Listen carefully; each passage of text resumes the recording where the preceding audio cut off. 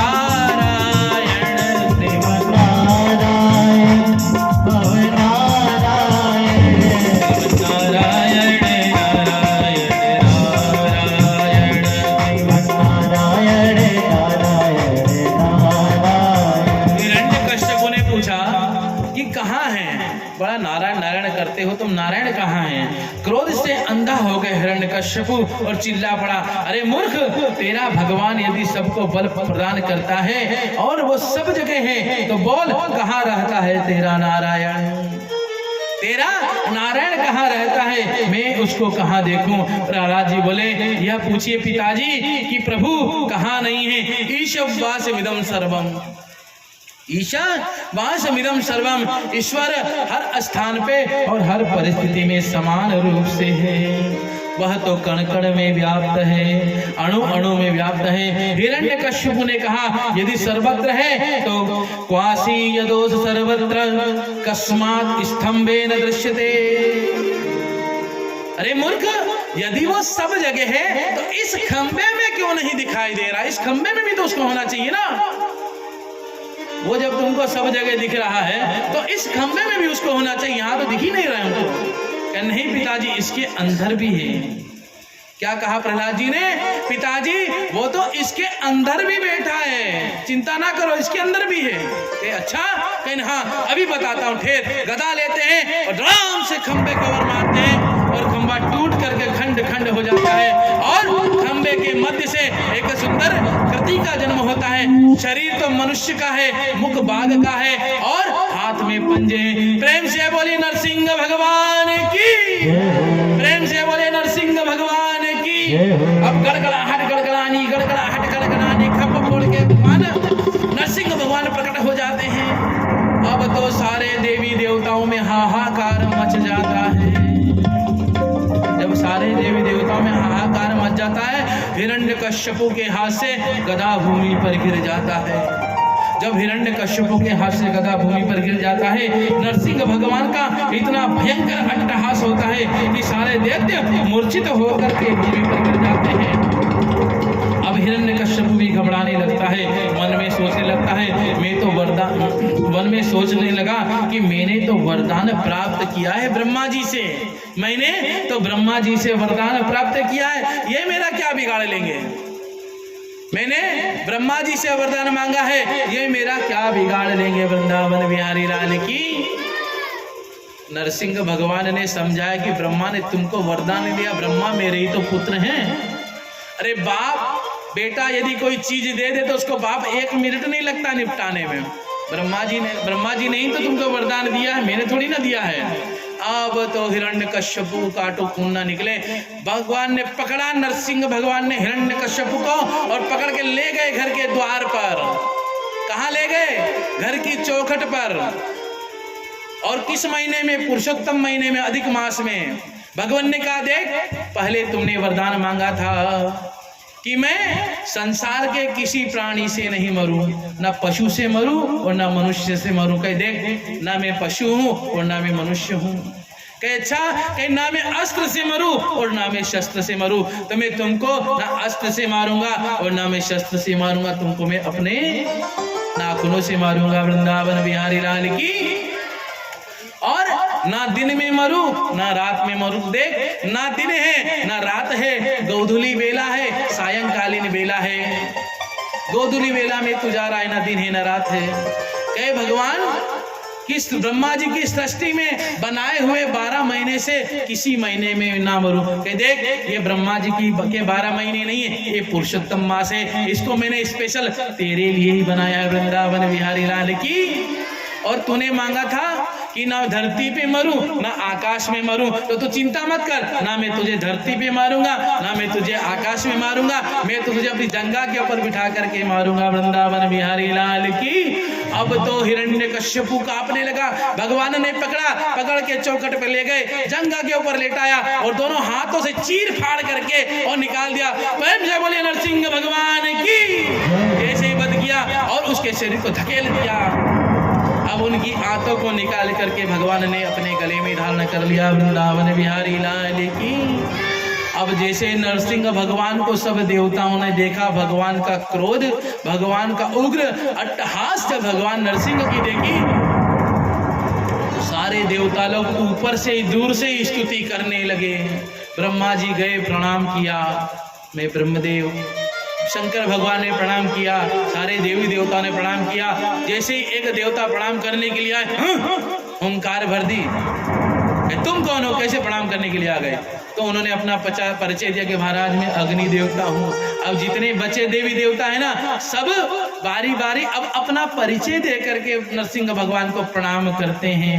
बारी बारी सभी लोग अपना परिचय दे करके नरसिंह भगवान को प्रणाम करते हैं। जब नरसिंह भगवान का क्रोध शांत नहीं होता है तो सभी देवता लोग कहते हैं माँ लक्ष्मी से कि देवी जाओ और जाकर के नरसिंह भगवान को मनाओ। क्योंकि पत्नी को देख करके भगवान हम तो मान ही जाएंगे, वृंदावन बिहारी लाल की पत्नी को देख करके तो प्रहलाद जी पत्नी को देख करके तो नरसिंह भगवान मान जाएंगे। लेकिन जैसे ही लक्ष्मी मैया सुंदर थाली सजाती है, आरती मीठा फूल माला लेकर के जैसे ही नरसिंह भगवान के पास पहुंचती है, नरसिंह भगवान दहाड़ते हैं तो पूजा की थाली नीचे गिर जाती है। लक्ष्मी जी हाथ जोड़ करके भाग जाती है, वृंदावन बिहारी लाल की लक्ष्मी जी हाथ जोड़ करके भाग जाती हैं। अब सब लोग कहते हैं कि जिसके लिए भगवान आए हैं ना वही जाए भगवान के पास और वही भगवान को मनाए, वृंदावन बिहारी लाल की। प्रहलाद जी भगवान के सम्मुख हाथ जोड़ करके स्तुति करते हैं। स्वपाद मूल पतितम तमर्भग विलोक्य देवं कृपया परिप्लुतः उत्थाप्य तच्छिष्म यद्धातः कराम्बुज कालहिस्त्रविदं कथा भयम्।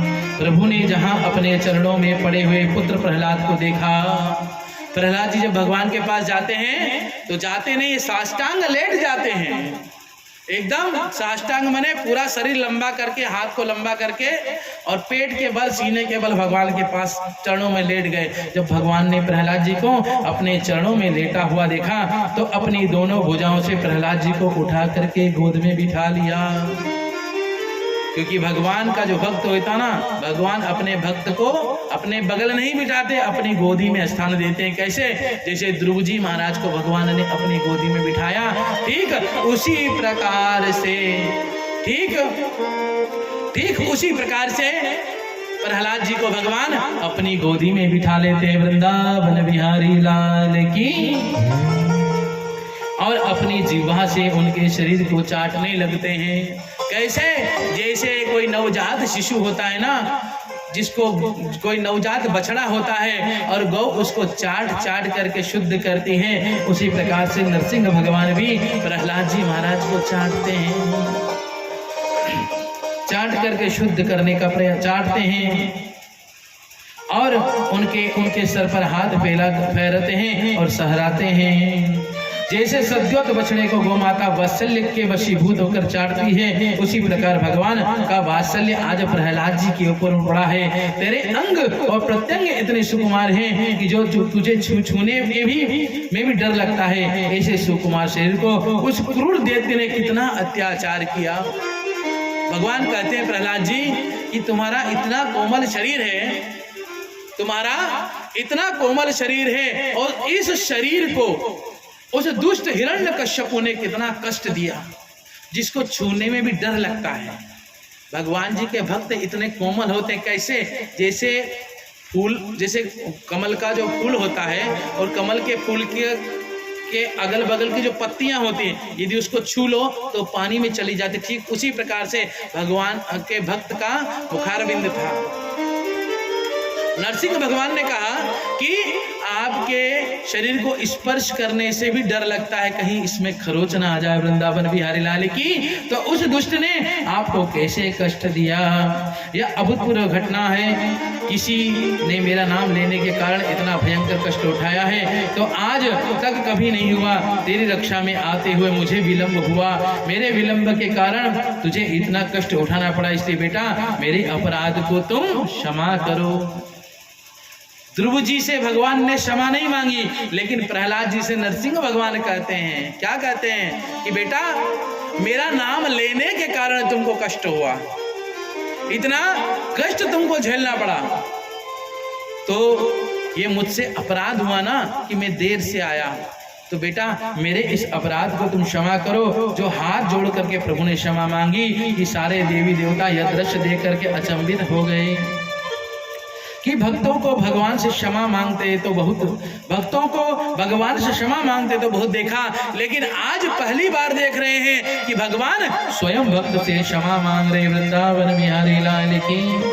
प्रहलाद जी महाराज ने 52 श्लोकों में भगवान की दिव्य स्तुति करी। एक श्लोक का हम भी श्रवण करते हैं क्योंकि समय बढ़ता ही जा रहा है, अभी कथाएं बहुत हैं।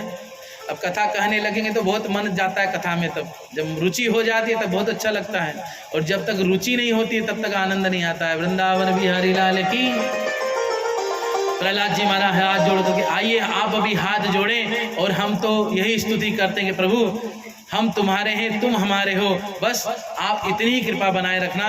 सभी देवी देवता लोग और प्रहलाद जी भगवान का हाथ जोड़ करके सिंधु सुंदर स्तुति करते हैं। ब्रह्मादय सुरगणा मुनयोद सिद्धा सत्वेक कांतमतयो वचसां प्रभावे नाराधितुं पुरगुणैरधुनापि विप्रो किं तोष्टुमहरति समे हरिरुग्र जाते। हे प्रभु, समस्त ब्रह्मादिक देवता, बड़े बड़े सिद्ध मुनि गंधर्व आदि जो परम सात्विक देव हैं, वह धारा प्रभा वैदिक मंत्रों से छंद से आपकी स्तुति कर गाते हुए चले गए, पर आपके क्रोध को न्यूनतम नहीं कर पाए। और मैं असुरी जाति का होते हुए, भगवान कितनी बड़ी कृपा आपने की। यह शरीर असुरी जाति का, मेरे पिता कितने बड़े असुर, और मेरी स्तुति से भगवान आप प्रसन्न हो गए। मेरे प्रणाम करने से प्रभु आपने मुझ पे अविष्ट कृपा की। भक्त्या तुतोष भगवान गजयुत पायाम। एक ही मन में आशा है कि जैसे गजेंद्र में कौन सी विद्या है, कौन सी योग्यता है, कौन सा उच्च जाति का संस्कार है, पर प्रीति पूर्वक एक पुष्पदल प्रदान किया तो आप दौड़े दौड़े आए। एक प्रश्न संतों ने और किया था, मैंने आपको उसका उत्तर नहीं दिया, आज देता हूं। संतों ने सूत जी से पूछा था महाराज कि भगवान किसको मिलते हैं, भगवान प्राप्त किसको होते हैं, क्या ऊंची जाति वाली को भगवान प्राप्त होते हैं? सुन लीजिए, जो लोग भ्रम फैलाते हैं ना, मैं ब्राह्मण हूं, लेकिन मैं सबको लेकर साथ चलता हूं और सही बात करता हूं। जो शास्त्र सम्मत बात होती है, चाटुकारिता वाली बात मैं कहीं नहीं करता। जो शास्त्र सम्मत बात होती है ना, चाहे लोगों को बुरा लगे, अगली बार नहीं बुलाएंगे, इससे ज्यादा क्या करेंगे, इस बार तो बुला ही लिए हैं। लेकिन जो शास्त्र सम्मत बात है वो ही मैं कहूंगा कि महाराज भगवान किसको प्राप्त होते हैं? क्या ऊंची जाति वाली को भगवान प्राप्त होते हैं? और क्या भगवान देवों के ऊपर ही कृपा करते हैं, दैत्यों के ऊपर कृपा नहीं करते हैं? क्या भगवान मानव को ही मिलते हैं, पशुओं को भगवान नहीं मिलते हैं? भगवान की कृपा पशुओं पर नहीं होती है क्या? तो सुखदेव जी कहते हैं ऐसा नहीं है।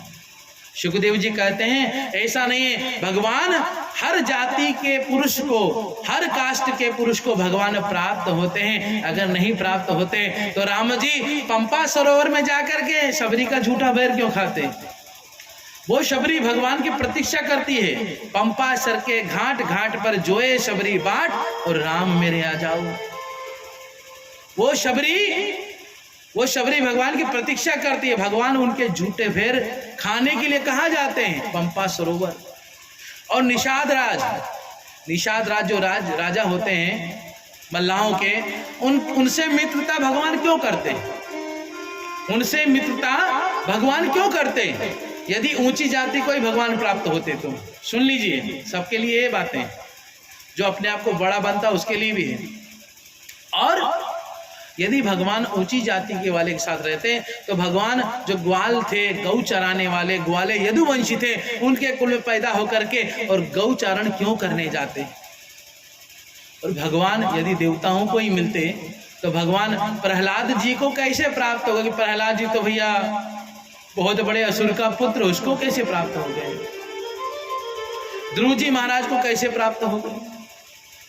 वृत्तासुर को किस प्रकार, असुर था ना, लेकिन उसका मन भगवान में लगा था ना, किस प्रकार से वृत्तासुर को प्राप्त हो गए? भगवान न जात देखते हैं, न धर्म देखते हैं, भगवान तो केवल भाव देखते हैं। और कैसे? निर्मल मन जन सो मोहि पावा, निर्मल मन जन सो मोहि पावा, मोहे कपट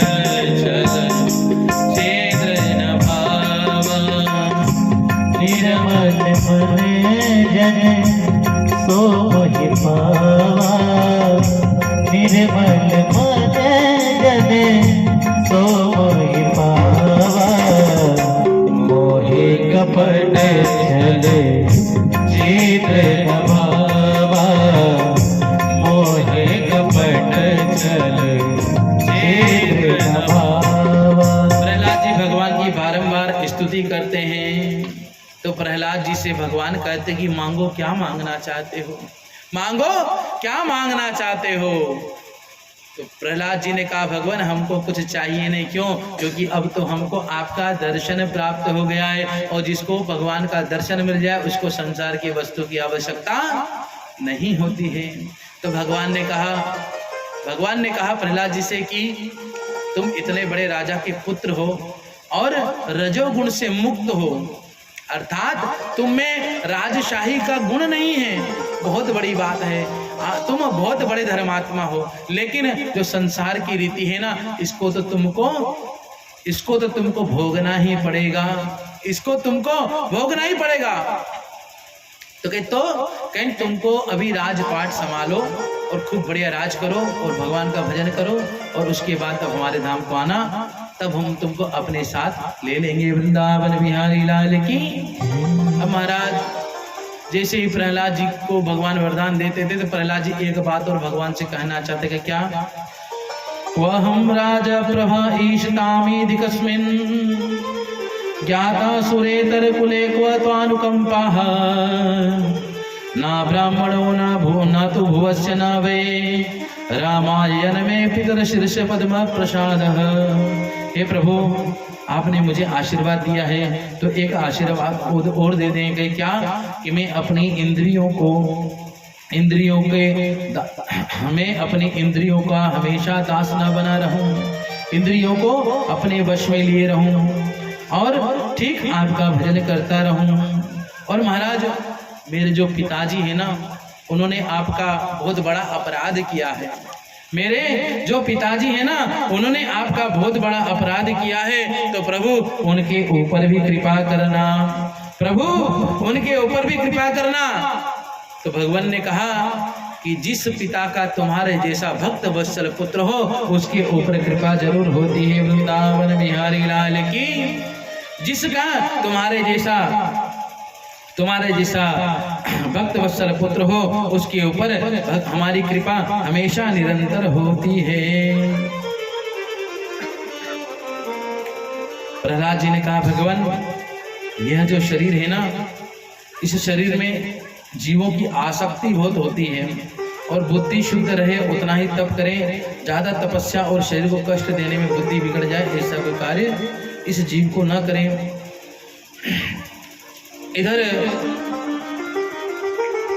दत्तात्रेय मुनि के दो गुरु विशेष हैं, अजगर और मधुमक्खी। दत्तात्रेय भगवान मन में विचार करते हैं कि थोड़ा थोड़ा कण सबसे संग्रह करके मधुमक्खी कितना शहद इकट्ठा कर लेती है। परिणाम क्या होता है कि जहाँ शहद का संग्रह होता है, लोग देखते हैं और शहद को तोड़ करके अपने साथ ले जाते हैं। मनुष्य को ज्यादा संग्रह नहीं करना चाहिए। यदि हम ज्यादा संग्रह कर लेंगे तो चोरा के डकैती करके ले जाएंगे, तो उसका परिणाम क्या होगा कि जब ज्यादा धन होगा तो ज्यादा विवाद होगा, और ज्यादा विवाद होगा तो दुश्मन ज्यादा बढ़ेंगे, और ज्यादा बढ़ेंगे तो हानि होगी। वृंदावन बिहारी लाल की।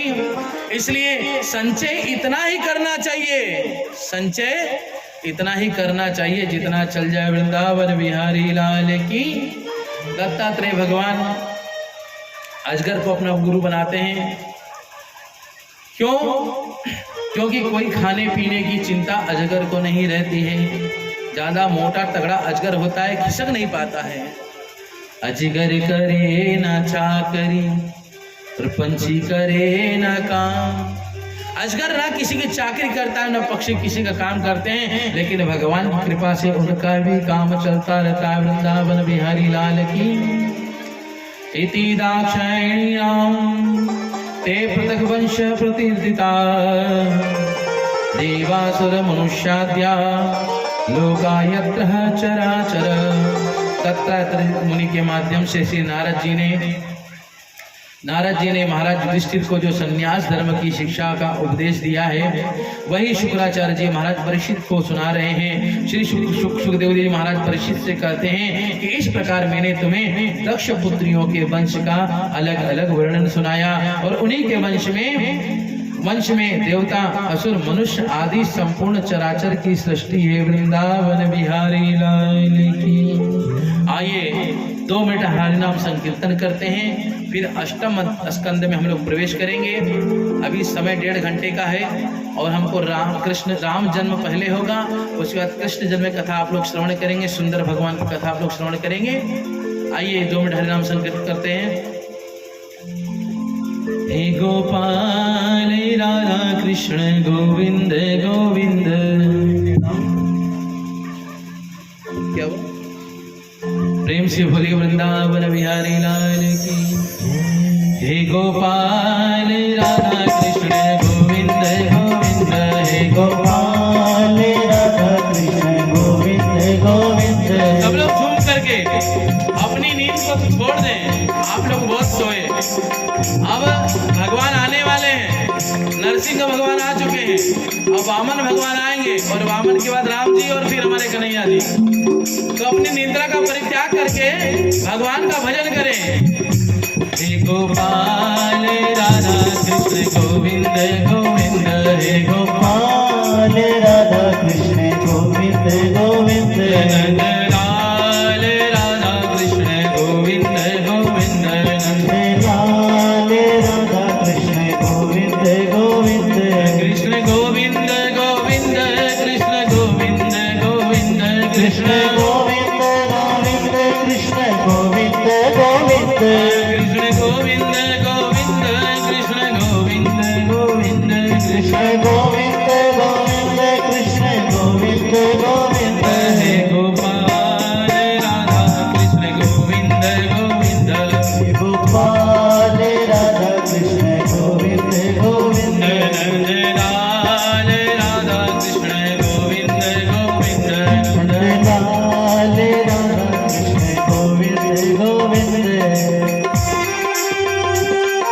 जय श्री राधे।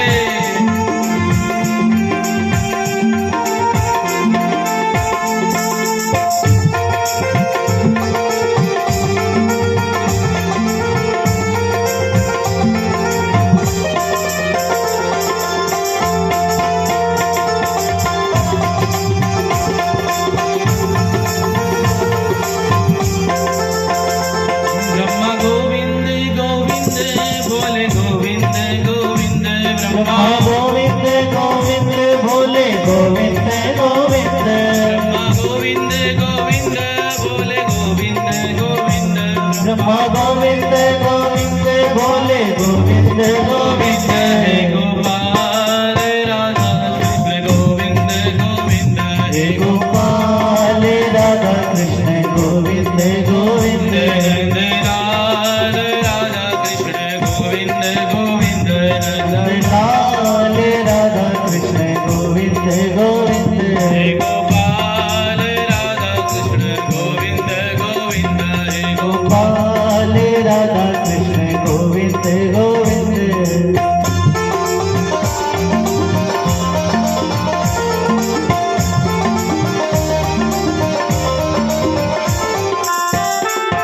जय हो।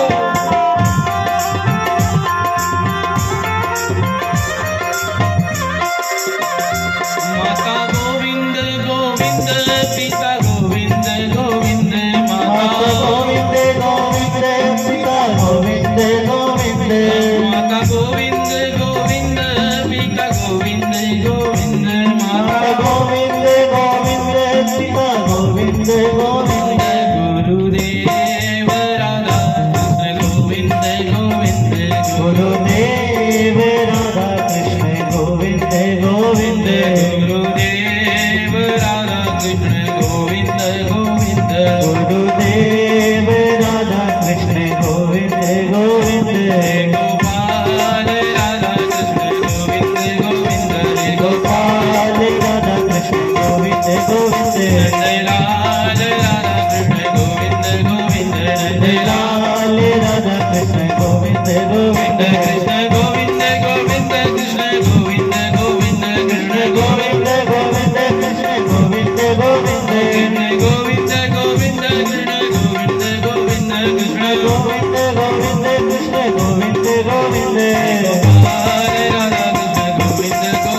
जय गोपाल राधा कृष्ण गोविंद जय जय श्री राधे जय जय श्री राधे जय जय श्री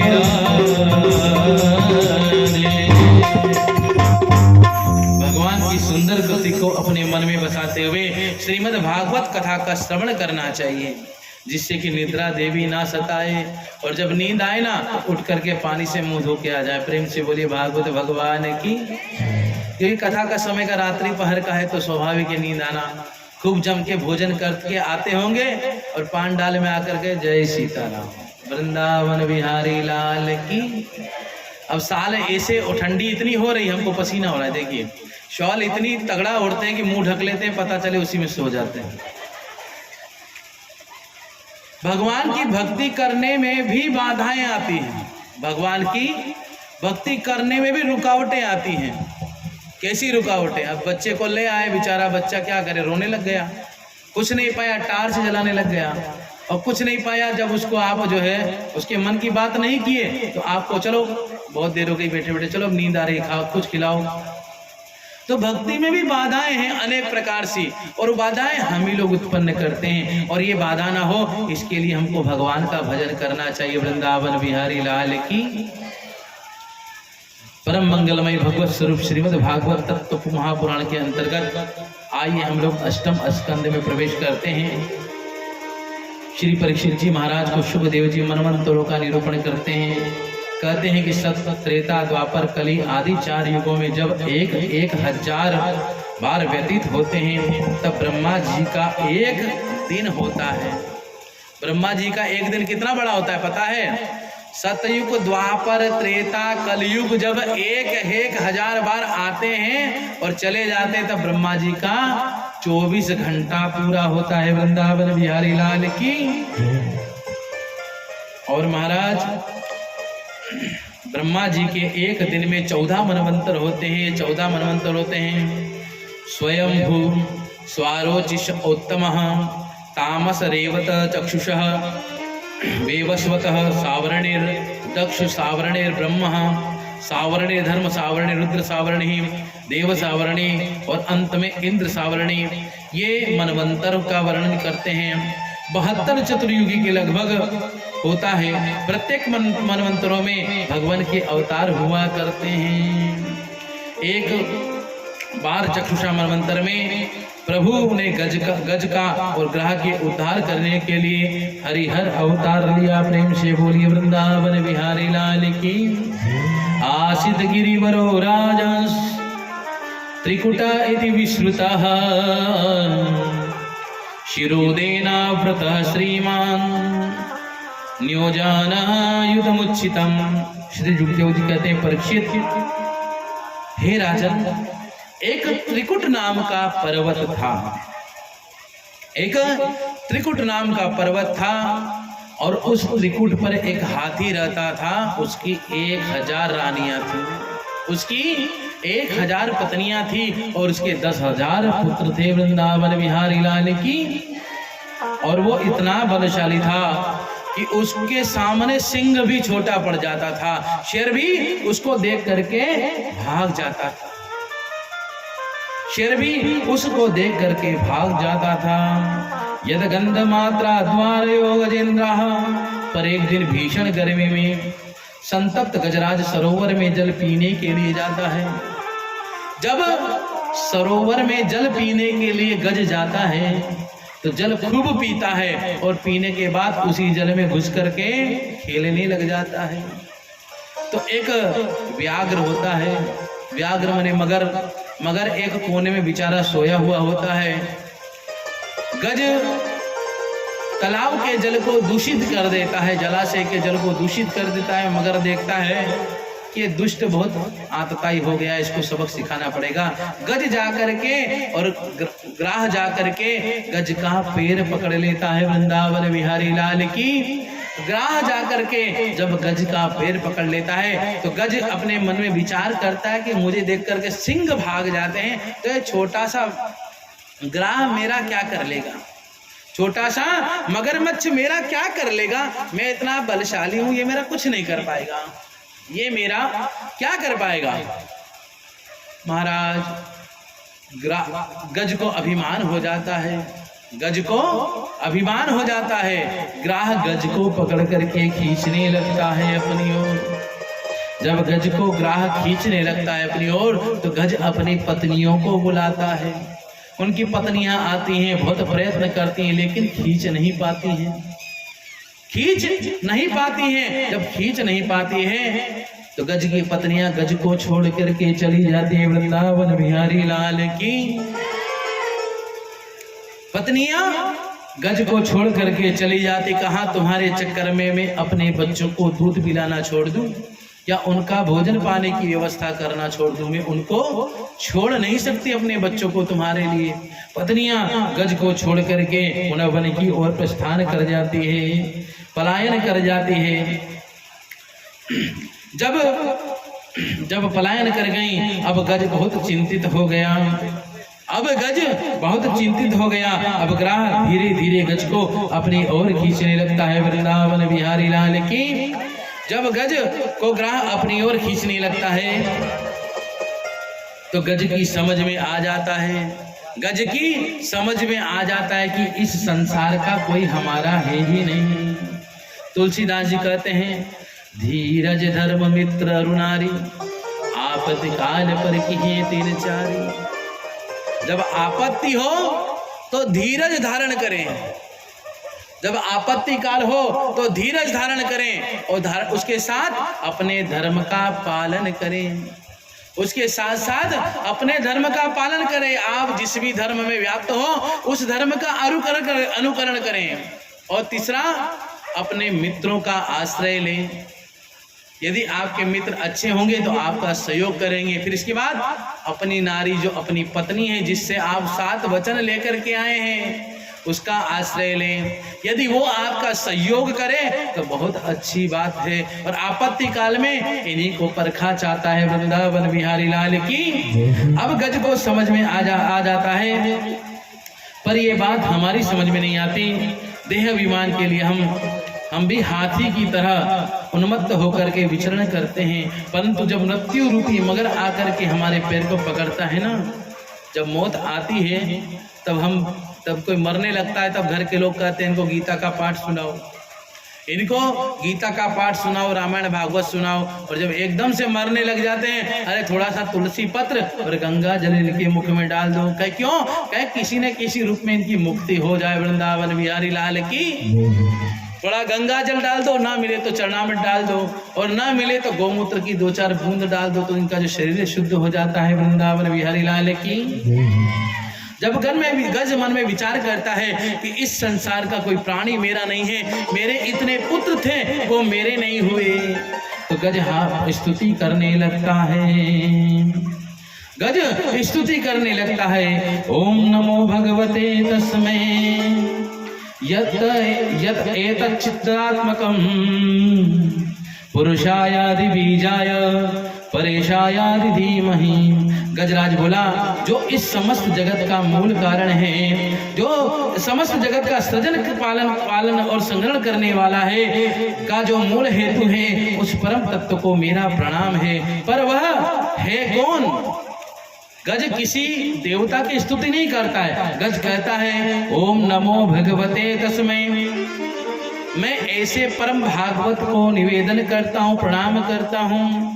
यत एतत् चिदात्मकं पुरुषायादि बीजाय परेशायादि धीमहि। उस परम तत्व को मेरा प्रणाम है, पर वह परम तत्व कौन है? किसी का नाम लिए बिना गजराज स्तुति करते हैं।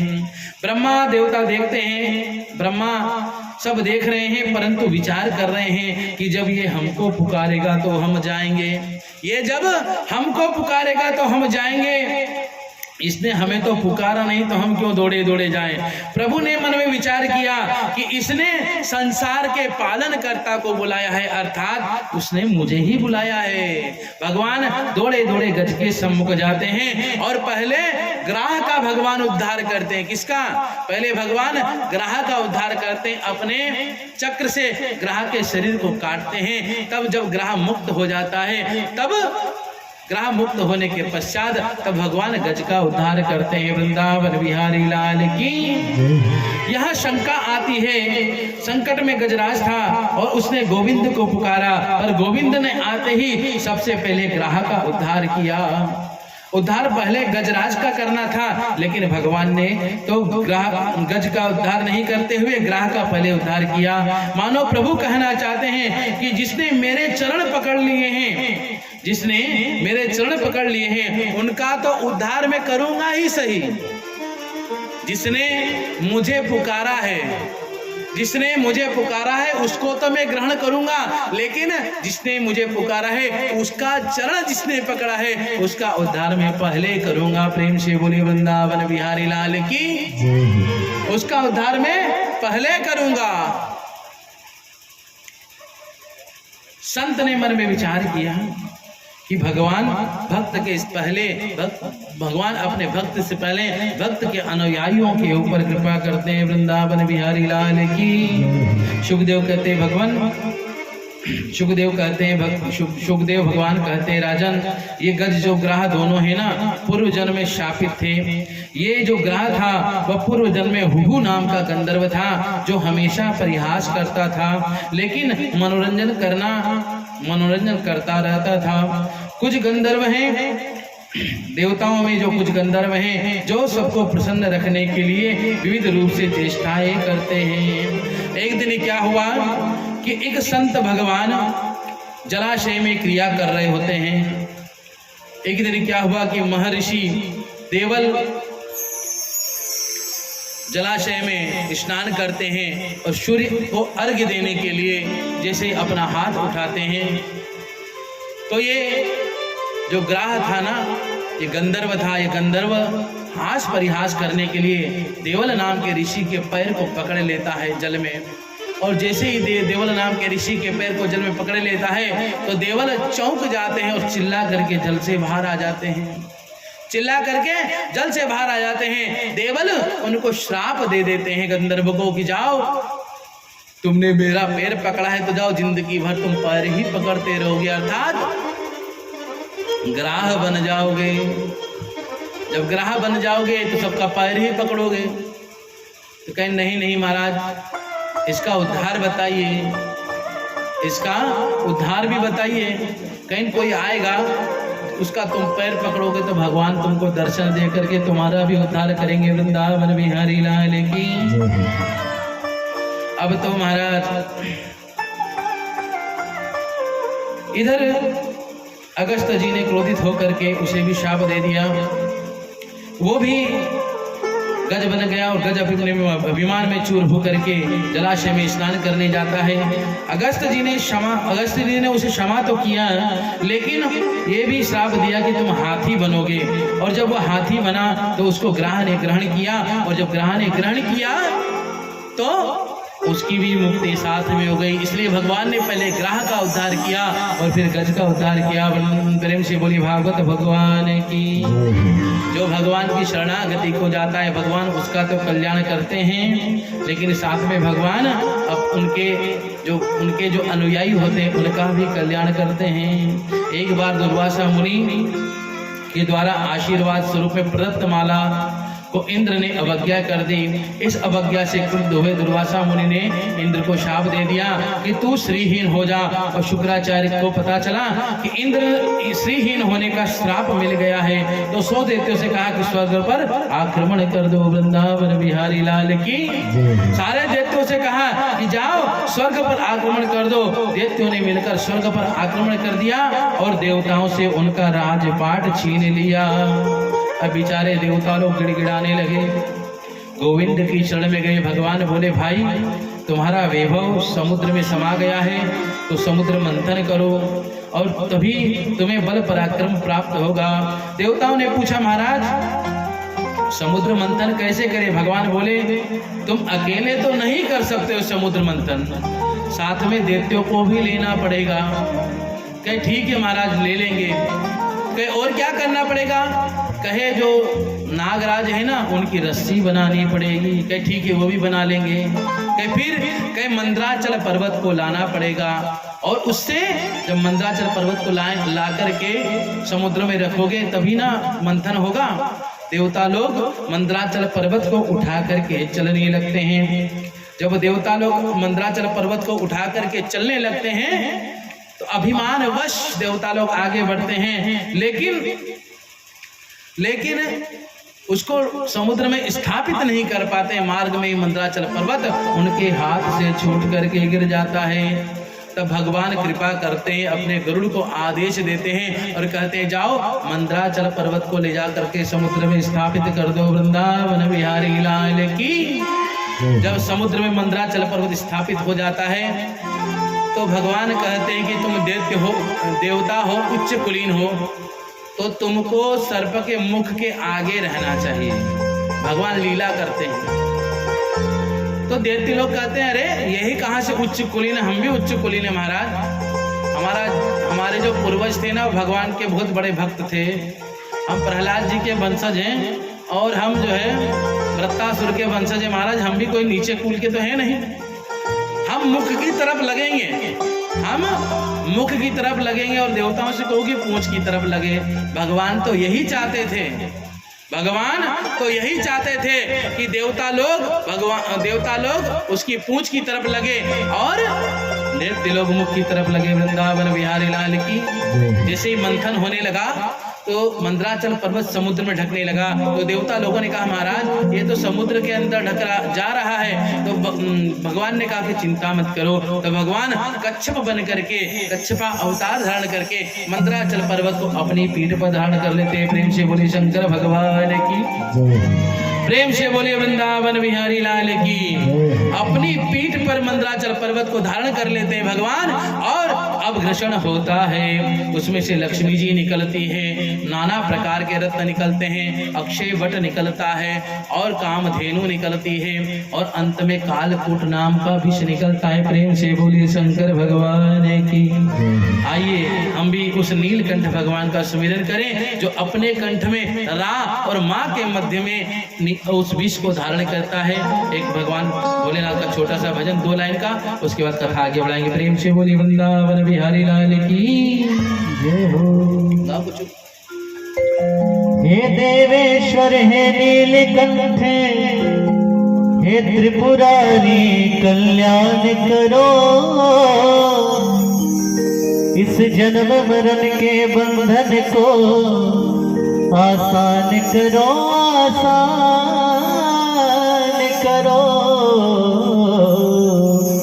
हे शंभु तिहारी इच्छा से हम द्वार तिहारे आए हैं।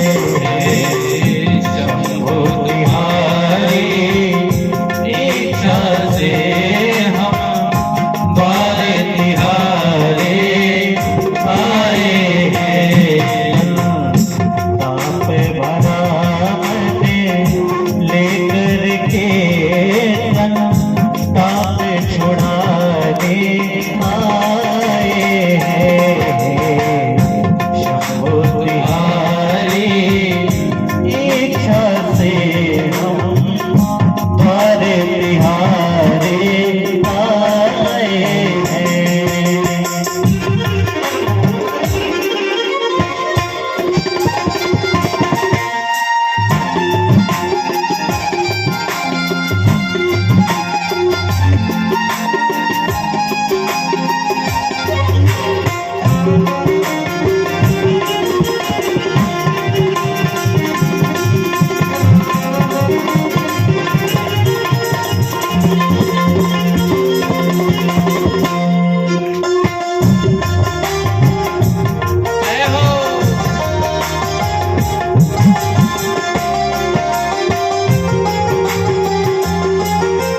देवेश्वर हे नीलकंठ हे त्रिपुरारी कल्याण करो। हे देवेश्वर हे नीलकंठ हे त्रिपुरारी कल्याण करो। इस जन्म मरण के बंधन को आसान करो, आसान करो। इस जन्म मरण के बंधन को आसान करो, आसान करो। हम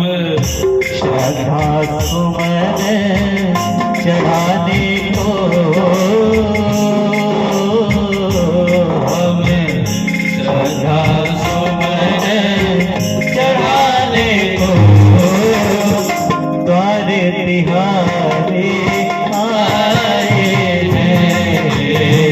शंभु तिहारे इच्छा से हम द्वारे तिहारे आए हैं। हमें द्वारे तिहारे आए हैं। हमें द्वारे तिहारे आए हैं। प्रेम से बोलिए नीलकंठ महादेव की जय हो। भगवान भोलेनाथ राम जी का नाम लेकर के और विष को अपने कंठ में धारण कर लेते हैं। प्रेम से बोलिए नीलकंठ महादेव की। आगे समुद्र का मंथन होता है, लक्ष्मी जी का प्रादुर्भाव होता है। तो दैत्य लोग चाहते हैं कि लक्ष्मी जी हमको मिल जाए, देवता लोग चाहते हैं लक्ष्मी जी हमको मिल जाए, लेकिन निर्णय होता है कि लक्ष्मी जी जिनके गले में माला पहनाएगी वही लक्ष्मी जी को लेकर के जाएगा वृंदावन बिहारी लाल की। अब एक तरफ बड़े बड़े तपस्वी बैठ जाते हैं, एक तरफ दैत्य, एक तरफ सभी देवता लोग बैठ जाते हैं और लक्ष्मी जी माला लेकर के आती है, स्वयं नारायण को वर्ण करके और लक्ष्मी नारायण के साथ चली जाती है वृंदावन बिहारी लाल की। लक्ष्मी नारायण के साथ चली जाती है। इधर सबसे आगे बैठे थे महात्मा दुर्वासा ऋषि। दुर्वासा ऋषि सब देखकर भगवती लक्ष्मी विचार करने लगती है। नमूनम तपो यस्य मुनि अर्जन। निश्चित रूप से ये तपस्वी पर, क्रोध पर इन्होंने विजय प्राप्त नहीं की, इनकी नाक पर भी गुस्सा रहता है, इसलिए प्रणाम करके आगे बढ़ गई और भगवान को माला पहना करके और भगवान के साथ चली जाती है वृंदावन बिहारी लाल की। इसके बाद निकलता है अमृत कलश। जब अमृत कलश निकलता है, जैसे अमृत कलश निकलता है सबको पता चल जाता है, दैत्य लोग अमृत कलश को लेकर के भागने लगते हैं। दैत्य लोग अमृत कलश को लेकर के भागने लगते हैं। भगवान सुंदर मोहिनी का रूप धारण करके आते हैं। भगवान सुंदर मोहिनी का रूप धारण करके आते हैं और बारी बारी से देवताओं को अमृत और दैत्यों को जल प्रदान करते हैं वृंदावन बिहारी लाल की। देवताओं को अमृत और दैत्यों को जल प्रदान करते हैं। इधर दो दैत्य, एक दैत्य जो है अमृत का पान करने के लिए देवताओं के मध्य में आकर के बैठ जाता है। भगवान को जैसे ही पता होता है कि इस दैत्य ने अमृत का पान कर लिया है, अपना चक्र सुदर्शन छोड़ करके और उसकी गर्दन जय जय श्री सीताराम कर देते हैं। उसकी गर्दन जैसे ही जय जय श्री सीताराम कर देते हैं और ये जो दैत्य होता है दो खंडों में विभक्त हो जाता है। एक खंड राहु होता है और दूसरा खंड केतु होता है। कुंडली में सारे ग्रह मजबूत हों, लेकिन जब राहु केतु की दृष्टि आती है तो सारा बंटा ढाल कर देती है वृंदावन बिहारी लाल की। प्रेम से बोलिए भागवत भगवान की।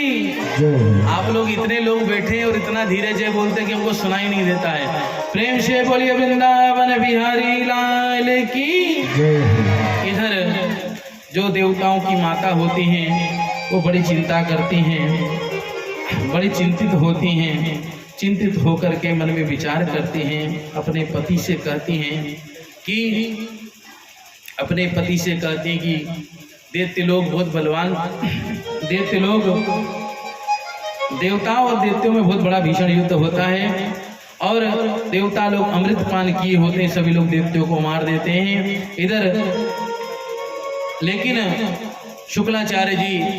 शुक्लाचार्य जी सभी दैत्यों को पुनः मृत्युंजय का अनुष्ठान करके जीवित कर देते हैं। मृत्युंजय का अनुष्ठान करके सभी दैत्यों को जीवित कर देते हैं और नाना प्रकार से उनको आगे बढ़ाने का प्रयास करते हैं। महाराज बलि जो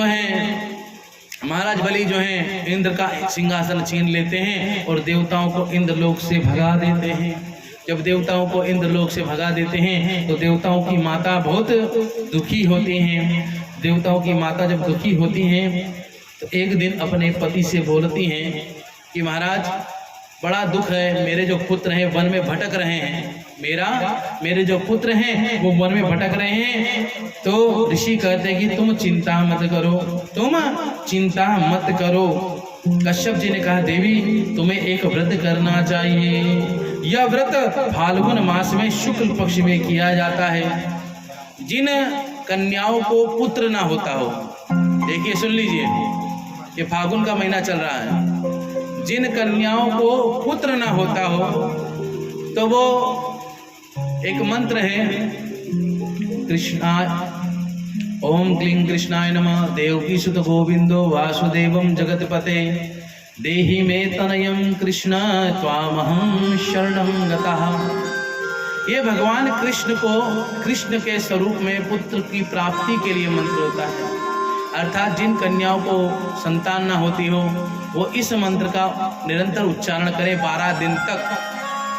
और व्रत कैसे रहना है? केवल दूध पीकर 12 दिन तक खाली दूध को ग्रहण करके और भगवान की स्तुति करना है। तो कश्यप जी ने कहा, देवी आप चिंता न करो, आप पयो व्रत धर्म का पालन करो। यह व्रत फाल्गुन मास में शुक्ल पक्ष में किया जाता है। 12 दिन तक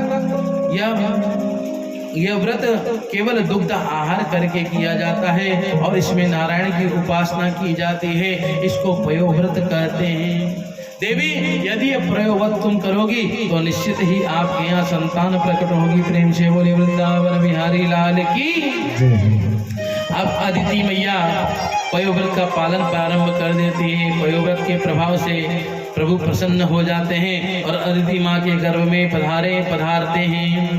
कालांतर में भाद्र शुक्ल पक्ष द्वादशी का दिन आता है। देखिए भगवान के लिए व्रत कब किया गया? द्वादशी को। और भगवान वामन का जन्म कब होता है? भादव की द्वादशी को। वृंदावन बिहारी लाल की।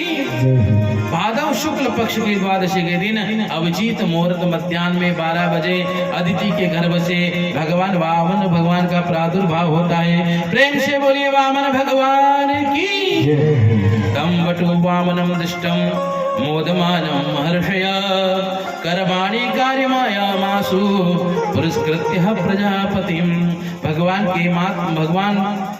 भगवान मात्र पावन उंगुल के हैं, बट छोटे से हैं, सुंदर से हैं। और भगवान की शोभा कैसी है? मन को मोहने वाली।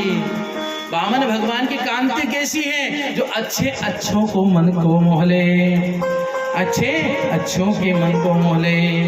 अब भगवान को देख करके देवताओं में बड़ा आनंद हुआ और ब्राह्मण अति प्रसन्न हो गए और ऋषि कुल में प्रभु का प्राकट्य हुआ है। सभी ने मिलकर यज्ञोपवीत संस्कार किया, गायत्री मंत्र का उपदेश दिया।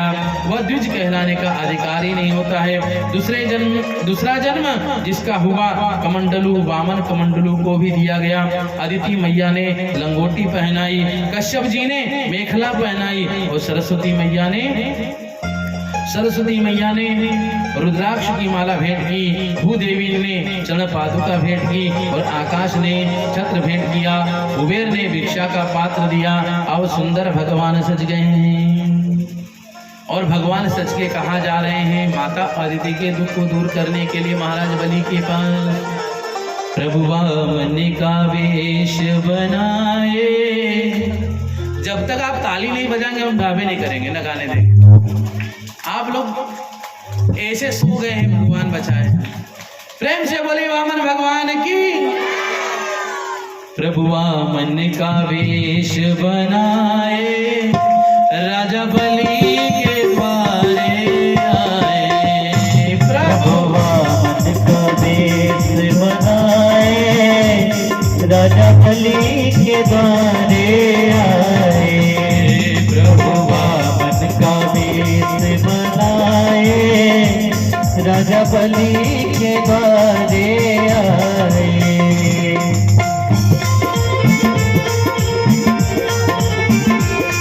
जय हो, आपको हाथ उठाइए। जय हो।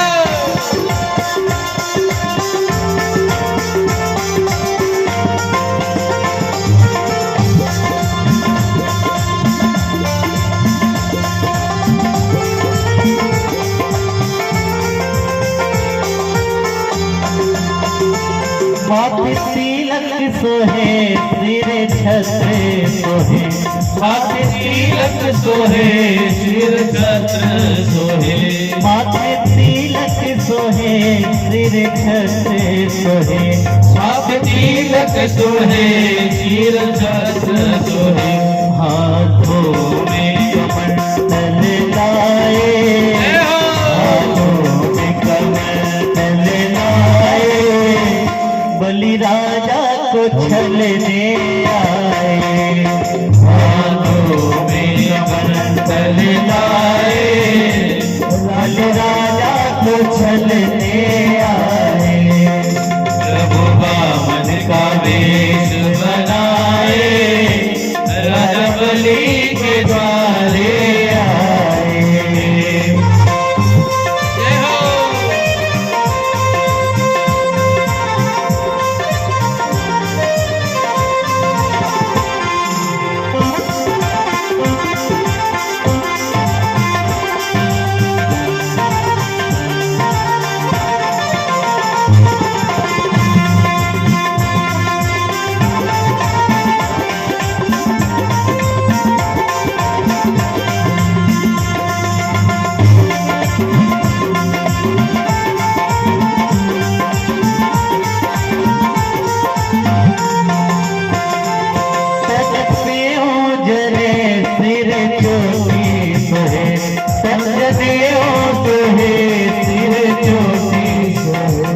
चरणों में खड़ा हो डाले चरणों में खड़ा हो डाले बलि राजा को छलने आए हरि वामन का वेश बनाए बलि राजा को छलने आए हरि वामन का वेश बनाए बलि राजा को चलने आए बलि राजा को चलने आए बलि राजा को चलने आए। प्रेम से बोली वामन भगवान की जय हो। अब तो वामन भगवान बहुत सुंदर लग रहे हैं और महाराज बलि के द्वार पर पहुंच जाते हैं। महाराज बलि बहुत बड़े यज्ञ का हवन करते हैं, आयोजन करते हैं और जैसे यज्ञ में पूर्णाहुति डालने जाते हैं उसके पहले वामन भगवान आकर के प्रकट हो जाते हैं। वृंदावन बिहारी लाल की महाराज बलि वामन भगवान को देख करके मंत्र मुग्ध हो जाते हैं। कैसे? जैसे साक्षात सूर्य भगवान बाल रूप लेकर के प्रकट हो गए हों, जैसे साक्षात सूर्य भगवान सुंदर तेज लेकर के वामन के रूप में प्रकट हो गए हों। राजा बलि ब्राह्मणों को साथ लेकर के और महाराज का स्वागत करने जाते हैं। स्वागतम ते नमस्तुभ्यं ब्रह्मा की न करावते ब्रह्म ऋषीणाम तपः साक्षान मन्ये त्वां बभूधरम। स्वागत है महाराज, आपका स्वागत है और बारंबार प्रणाम करते हैं। आपको देखकर लगता है जैसे ब्रह्म ऋषियों की मूर्ति मंद तेज मेरे सामने खड़ा है। आद्य नः पितरस्तृप्तां,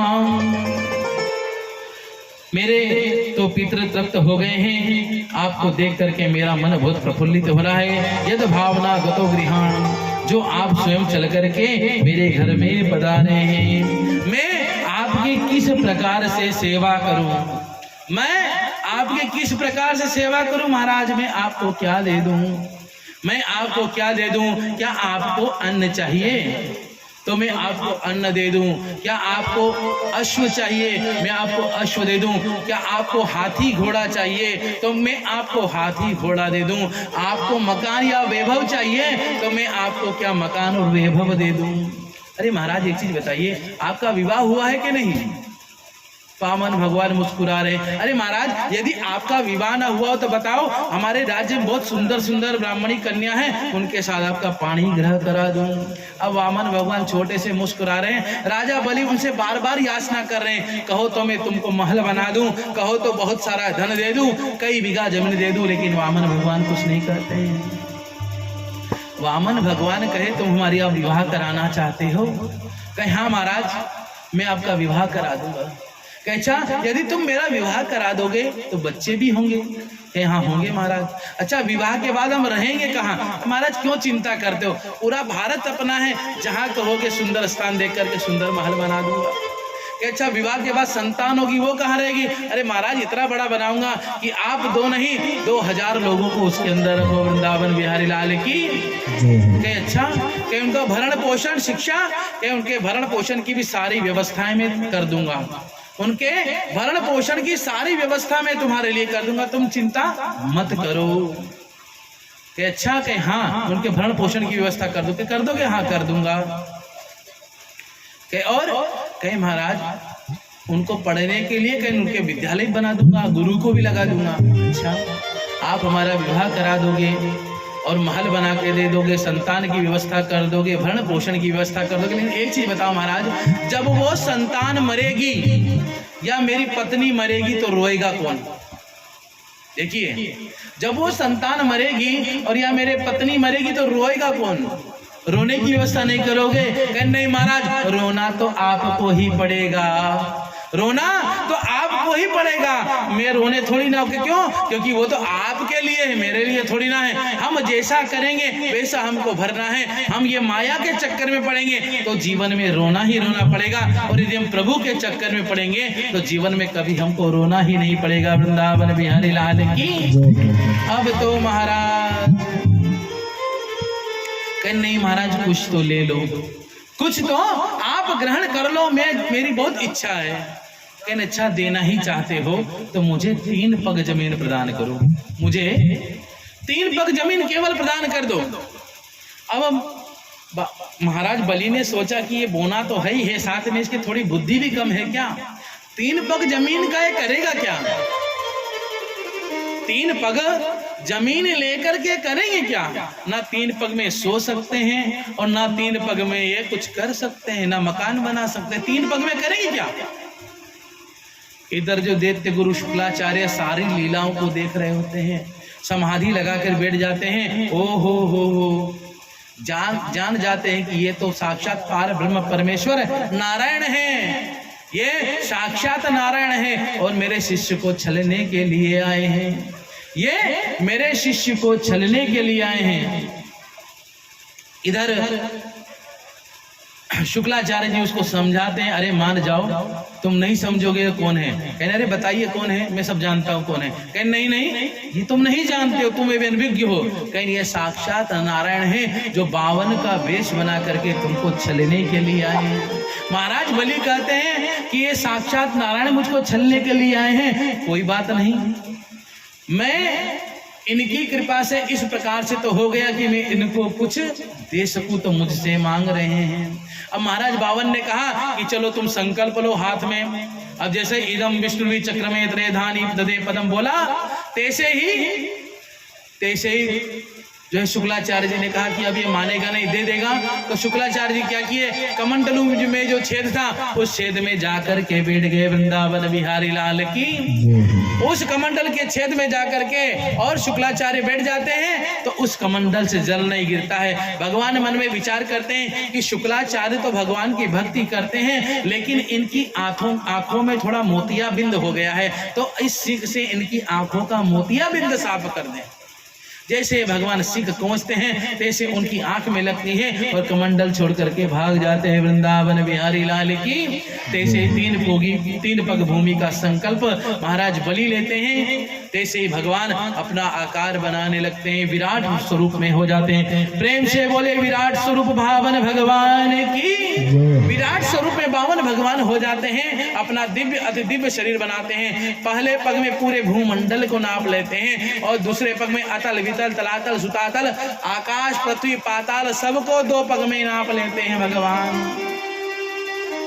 जब 2 पग में भगवान सब नाप लेते हैं तो तीसरा पग बाकी रह जाता है। जब तीसरा पग बाकी रह जाता है तो भगवान कहते हैं इसको बंदी बना लो। भगवान कहते हैं कि इसको बंदी बना लो। कहे क्यों महाराज? कहे तुम दुष्ट प्रतिज्ञा हो, तुमने 3 पग भूमि देने का संकल्प लिया था और तुमने तो अभी 2 ही पग भूमि दी है, तीसरी पग भूमि कहाँ है? तुमने तो अभी 2 ही पग भूमि दी है, तीसरी पग भूमि कहाँ है? कहे महाराज अभी आपने केवल मेरा वैभव नापा है, अभी आपने केवल मेरा वैभव नापा है, अर्थात आपने तो अभी मेरी संपत्ति नापी है, अभी तो ये दास भी बाकी है। तो कहें तीसरा पग आप मेरे माथे पर रख दीजिए। जैसे ही महाराज बलि अपना सर झुकाते हैं, भगवान तीसरे पैर उनके सर पर रख करके उनको अभिभूत कर देते हैं। प्रेम से बोलिए बावन भगवान की। इधर इनकी महाराज बलि की जो बहन होती है मन में विचार करती है कि अगर इतना दुष्ट, कभी पहले विचार तो ये करती कि ये मेरा पुत्र होते तो कितना अच्छा होता, ये मेरा पुत्र होते तो कितना अच्छा होता, इतने सुंदर को मैं खिलाती। पहला भाव तो अच्छा था, लेकिन वही दूसरा भाव आता है कि यदि ये मेरा पुत्र होता और ऐसा करता तो मैं अपने दूध में जहर लगा करके इसको पिला करके मार देती। वृंदावन बिहारी लाल की। अब महाराज भगवान तीसरा पैर महाराज बलि के माथे पर रख करके और अपना तीरों पग नाप लेते हैं।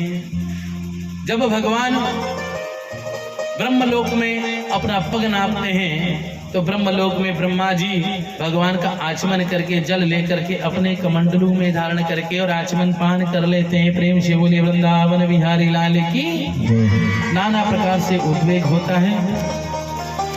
महाराज बलि को भगवान अभिष्ट आशीर्वाद प्रदान करते हैं। अभिष्ट आशीर्वाद लेकर के महाराज बलि अपने भगवान कहते हैं कि जाओ तुम पाताल लोक में रहो, वहां तुमको कोई किसी प्रकार का कष्ट नहीं होगा। महाराज बलि पाताल लोक में वास करते हैं। प्रेम से बोलिए वृंदावन बिहारी लाल की।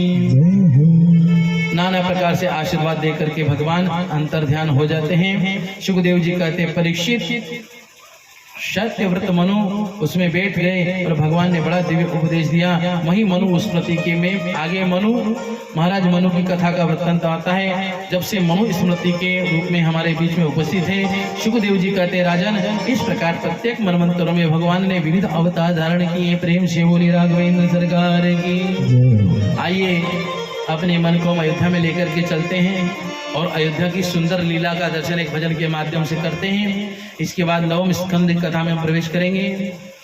सीताराम जी की प्यारी राजधानी लागे, राजधानी लागे, मोहे मीठो मीठो सरजू जी को पानी लागे।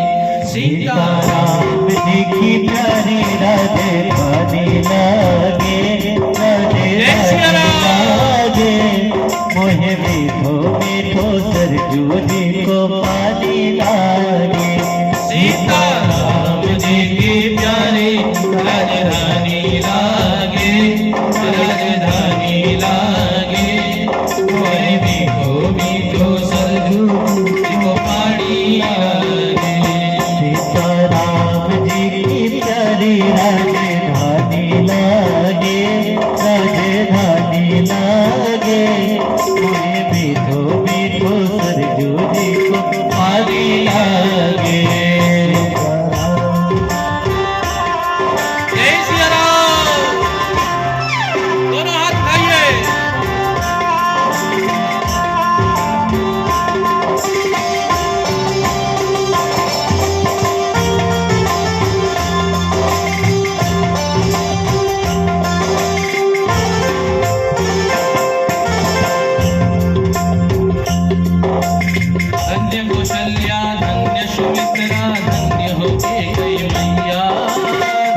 कौशल्या धन्य के गई धन्य सुमित्रा मैया। धन्य कौशल्या धन्य सुमित्रा धन्य हो गई मैया। धन्य कौशल्या धन्य हो गई धन्य सुमित्रा मैया। धन्य भाग दशरथ जी के अंगना, धन्य भाग दशरथ जी के अंगना। खेले चारों भैया, खेले चारों भैया। राजा राम जी की शोभा गुण खानी लागे, गुण खानी लागे, मोहे मीठो मीठो सरजू जी को पानी लागे। सीता राम जी की प्यारी राजधानी लागे, राजधानी लागे, मोहे मीठो मीठो सरजू जी को पानी लागे।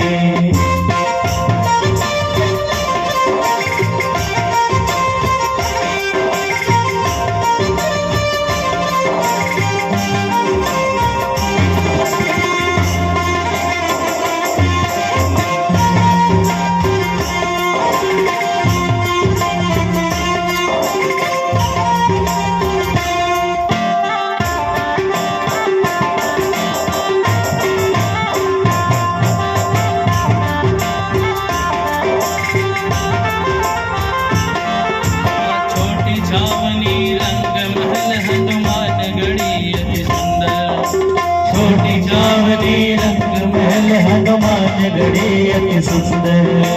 छोटी छावनी रंग महल हनुमान गढ़ी अति सुंदर। छोटी छावनी रंग महल हनुमान गढ़ी अति सुंदर। सारे जगत के मालिक बैठे, सारे जगत के मालिक बैठे जन्मभूमि के अंदर, हो कनक भवन के अंदर। सीताराम जी की शोभा गुण खानी लागे, गुण खानी लागे। कोई मीठो मीठो सरजू जी को पानी लागे। सीता राम जी की शोभा गुण खानी लागे, गुण खानी लागे। कोई मीठो मीठो सरजू जी को पानी लागे। सीताराम सीताराम सीताराम सीताराम सीताराम सीताराम सीताराम सीताराम। सीताराम जी के प्यारे राजधानी लागे, राजधानी लागे। मोहे मीठो मीठो सरजू जी को पानी लागे। सीता जय हो।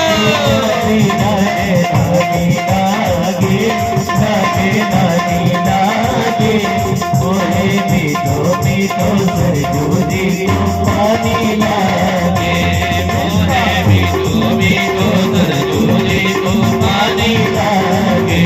मोहे मीठो मीठो सरजू जी पानी लागे।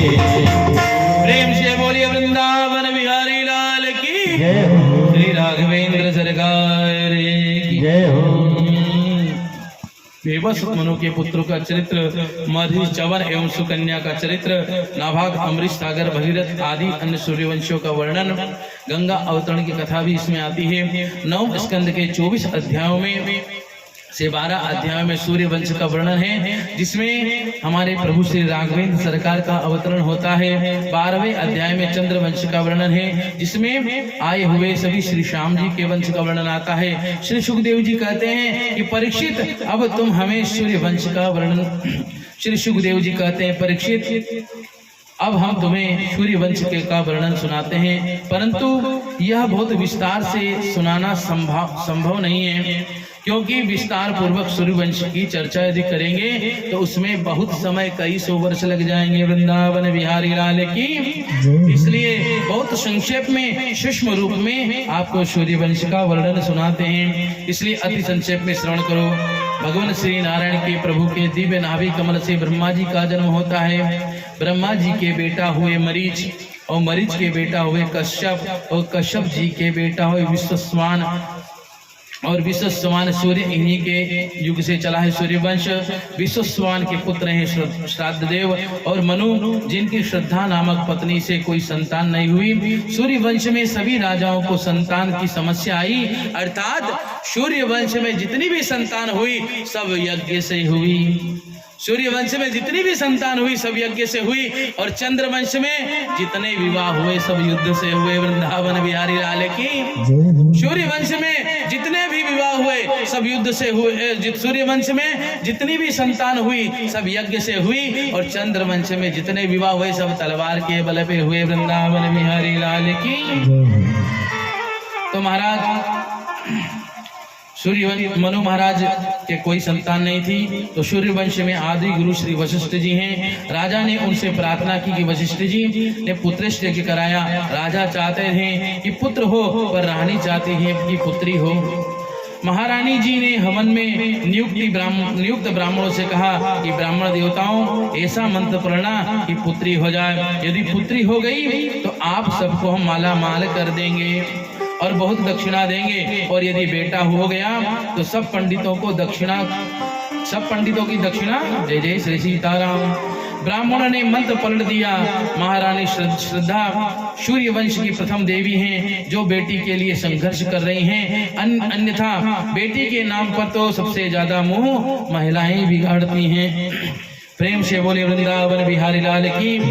परिणाम स्वरूप यह होता है कि महारानी जी की इच्छा के अनुसार एक बालिका का जन्म होता है और पुत्री को पाकर रानी गदगद हो जाती हैं, लेकिन राजा उदास हो जाते हैं। उदास राजा वशिष्ठ जी के पास जाकर के बोलते हैं, गुरुजी सब गड़बड़ हो गया है, मैंने तो पुत्र चाहा था पर मेरे यहाँ तो पुत्री हो गई है।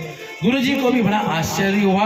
हवन करने वाले होताओं से सब जब गुरुजी ने पूछा कि अरे ब्राह्मणों सच बताओ क्या तुमने गड़बड़ किया, तो ब्राह्मणों ने सारा वृत्तांत खोल करके और उनको बता दिया। वृंदावन बिहारी लाल की।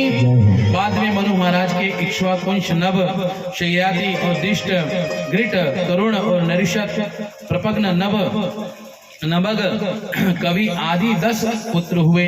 इन 10 पुत्रों से ही सूर्य वंश का विस्तार हुआ। इनमें शयाति नाम के जो पुत्र थे उनकी एक बेटी हुई सुकन्या, और उस सुकन्या ने धोखे से अनजाने में चवन मुनि के नेत्रों को फोड़ दिया, और जब चवन मुनि के नेत्रों को उन्होंने फोड़ दिया तो उनसे ही उनका विवाह संपन्न हो गया। चवन मुनि ने गंधर्वों के साथ गंधर्वों ने ऐसा उपाय किया कि चवन मुनि के जो नेत्र टूटे हुए थे वो पुनः ठीक हो गए।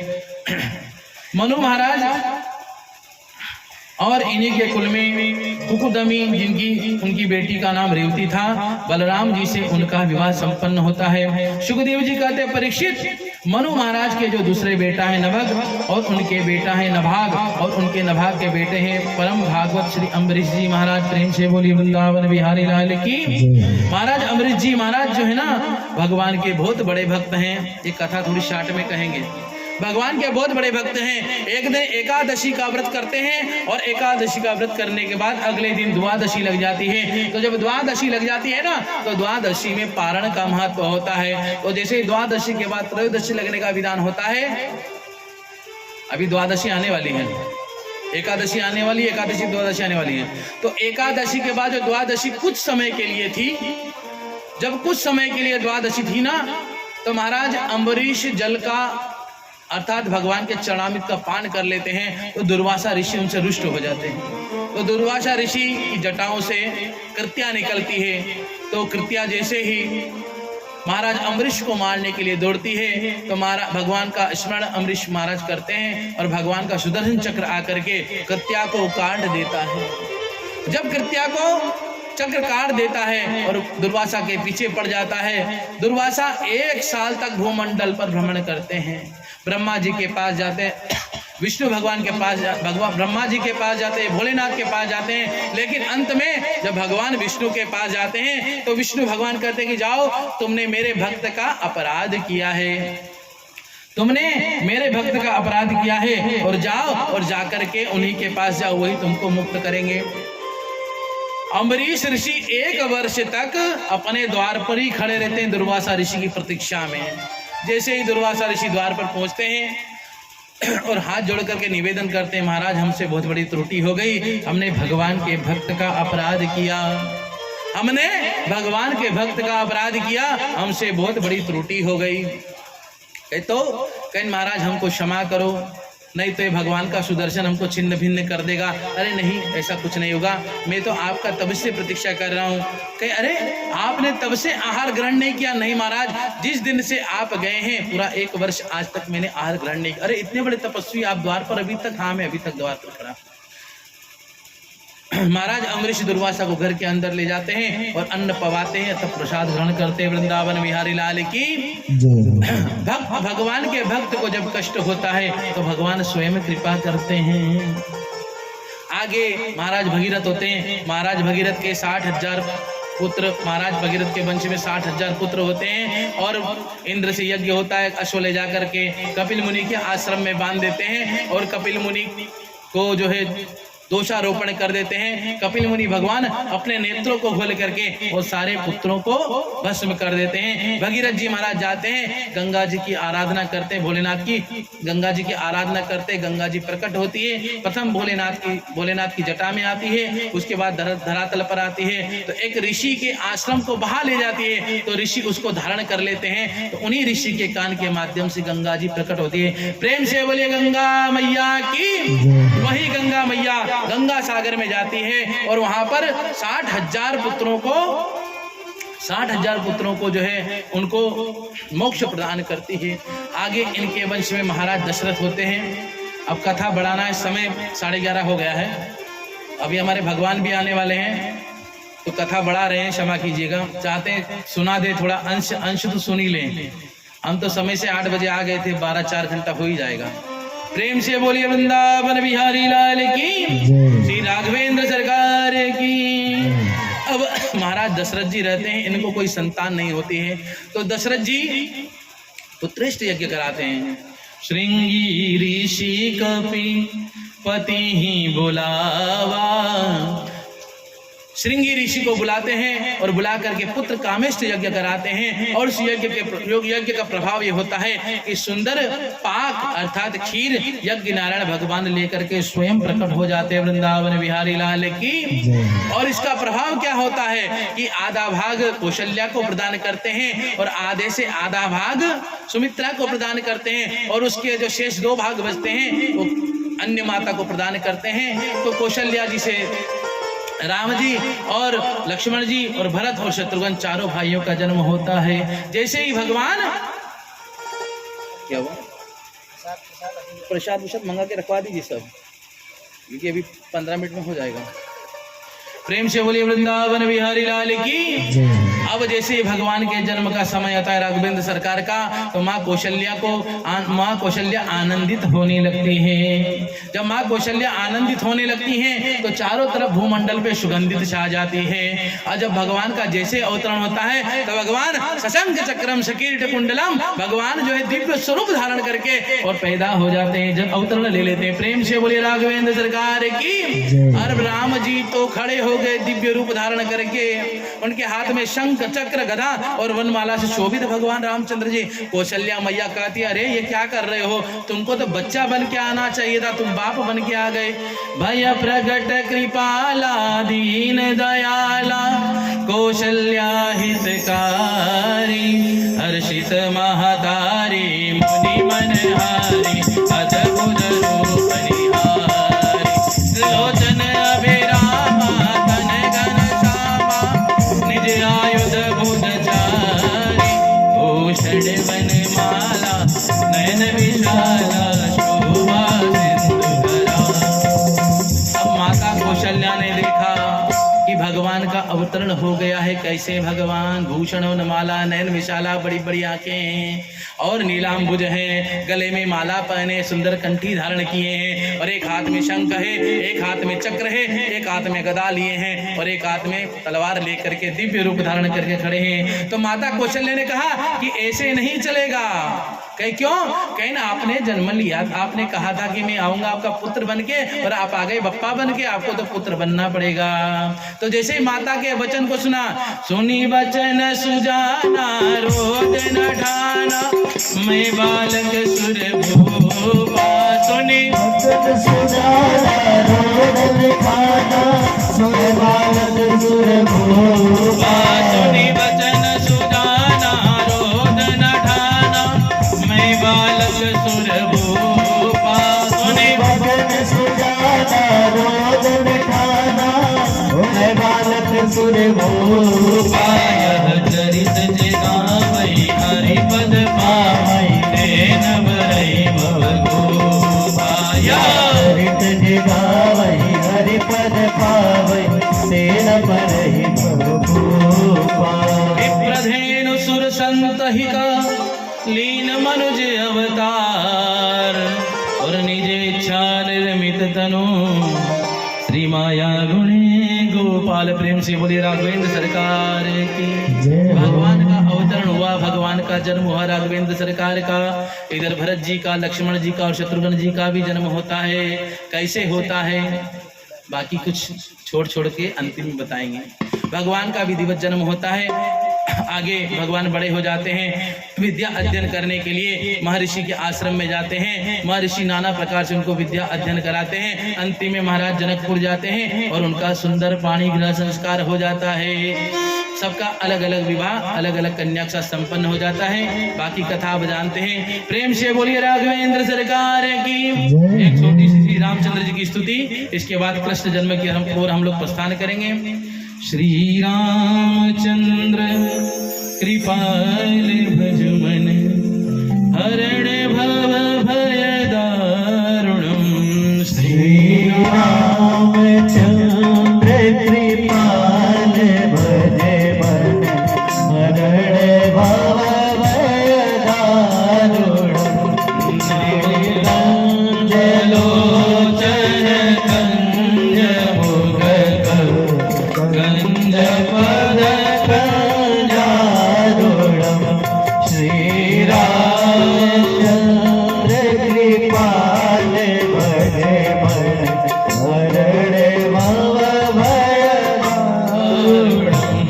गंधर्व आगणित अमित छवि नव नील नीरद सुंदरम।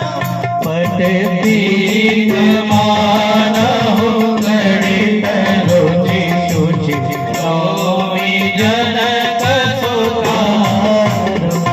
भजुदीन बंधु दिनेश दानव देववंश निकंदनम। रघुनंद आनंद चंद्र कौशल चंदन शरद नंदनम। शिर मुकुट कुंडल तिलक चारु उदारु अंग विभूषणम। आजानु भुज सर चाप धर संग्राम जीत कर दूषणम। इतिहास तुलसीदास शंकर शेष मुनि मनरंजनम। मम हृदय कंज निवास गुरु कामादि खगल गंजनम। मन जाहि रात मिलहि सोवर सहज सुंदर सावरो। करुणा निधान सुजान शील स्नेह जानत रावरो। यही भांति गौरी अशीष सुने सिय तहि तहि हरषित हरि। तुलसी भवानी पूजे पुनि पुनि मुदित मन मंदिर हरि। श्री रामचंद्र कृपाल भज मन हरण भव भय दारुणम। श्री रानी गौरी अनुकूल सिया यह हर्षण जात कही। श्री मंजुल मंगल भूल वाम अंग भर कर लगे। जैसे राम जी का अवतरण होता है सब जगह मंगल छा जाता है। भगवान की सुंदर कथा आप रामचरित्र मानस के माध्यम से जब भगवान की इच्छा होगी तो आपको हम सुनाएंगे। अभी तो हम भागवत में प्रवेश करते हैं क्योंकि समय बहुत कम है, इसलिए बहुत सूक्ष्म में खाली राम का नाम ही लेना है और राम का नाम लेकर के हमको आगे बढ़ना है। राम अर्थात जो जीव का कल्याण कर दे वो राम। प्रेम से बोलिए राघवेंद्र सरकार की। सुखदेव जी कहते हैं परीक्षित पूर्ववंश की में ही एक राजा दुष्यंत का जन्म हुआ। इनके बड़े प्रतापी पुत्र थे भरत और जो बचपन से सिंह की क्रीड़ा किया करते थे। इन्हीं भरत के नाम से इस देश का नाम भारतवर्ष पड़ा। प्रेम से बोले भरत जी महाराज की। इसी प्रतापी वंश में राजा रणती देव हुए जिन्होंने सूखा पड़ जाने पर प्रजा में अपना सर्वस्व खजाना लुटा दिया और 49 दिन तक स्वयं भूखे बैठे रहे। ऐसे प्रतापी पूर्ववंश में भी तुम्हारा जन्म हुआ है। तुम पुरुवंशी हो और पुरु महाराज के जो बड़े भाई हैं यदु उनसे चला यदुवंश। यदुवंश में भी अजमेर, देवमेड़, शूरसेन प्रभृति अवधि बड़े प्रतापी राजा हुए। महाराज शूरसेन के बेटा है आनक दूंद भी इनका नाम वासुदेव है। वासुदेव की 7 पत्नियां हैं और उनकी 7 पत्नियों 7वीं पत्नी देवकी के गर्भ से 8वीं संतान के रूप में हमारे गोविंद का जन्म होता है। प्रेम से बोले वृंदावन बिहारी लाल की। जैसे ही सारा वर्णन उन्होंने सुना दिया सुखदेव जी महाराज ने परीक्षित को, तब परीक्षित कह रहे महाराज ठहरो ठहरो, इतना जल्दी क्या कर रहे हो?